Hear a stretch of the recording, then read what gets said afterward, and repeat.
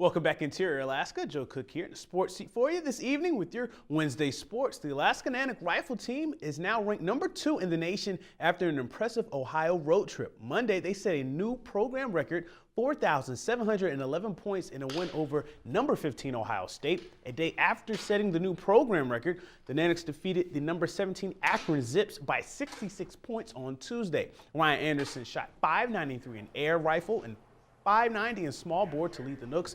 Tim Cherry and Sagan Magdalena both shot .591s in air, while Mats Eriksson was second in small bore with .583. Laura Lee Stanfield, she shot .582. Alaska has won 4 straight matches, and they are 7-1 overall and 2-1 in the Patriot Rifle Conference. They will have a break before their biggest match of the season when they host number 1 West Virginia on January 31st. Another Ice Dog player will be taking their talents to the WCHA. Jacob Hetz has committed to the Ferris State Bulldogs. Hetz, a Pittsburgh, PA native, will be the 4th Ice Dog to commit to the WCHA this year.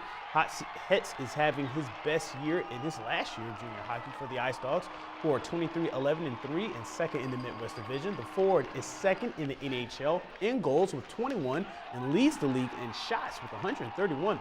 His 40 points in 37 games this season are the 4th best in the NA and 3rd most on the team. He had 31 points all of last season. He'll look to add to those totals when Fairbanks visits Kenai River this weekend to continue the Raven Alaska Cup Series, which Fairbanks leads 5-1. Here's Hetz on why he chose Ferris State. What I liked about Ferris the most is like their culture, their history behind everything, and like I've noticed that the rink is kind of like the Dipper and it resembles the Dipper a lot with like fan base wise. Like they got a crazy dog pound, so I mean that's one reason. I looked at the campus. I didn't visit, but I got to look at it online. It looked like a really nice campus, so I thought it was a perfect fit for me. It's gonna be nice to see some other guys in different sweaters. I mean, afterwards we can be friends, but when we're on the ice, you know, it'll be a battle out there. So I mean, it'll be nice to see familiar faces when we're playing against each other, though. And Tuesday afternoon featured a spirited rivalry between the Hutchinson Hawks and Monroe Rams. The two hockey teams faced off in the Big Dipper, and the Rams would strike first on a Dylan Steele goal. Garrett Grayhead would add to that lead. Steele had 2 goals and a helper to lead all skaters in this one, including a nice one to Ryan Michelle coming up. The Rams would lead 3-1 in the 3rd period after that Michelle goal, but Holden McCullough of Hutch scored his 2nd goal with about 5:47 left to make it a 3-2 game, but Steele, he would close it out with an empty netter in the final seconds. As the Rams win this one 4-2, Nate Jankowski makes 34 saves for the Rams. They are 9-1 in the Greatland Conference and 10-3 on the year. Also in Tuesday night hockey, Lathrop wins 8-3 over Delta in a non-conference game. Lathrop's Alex Parker goes crazy with a hat trick and 2 assists. The win stops Lathrop's 4-game losing streak.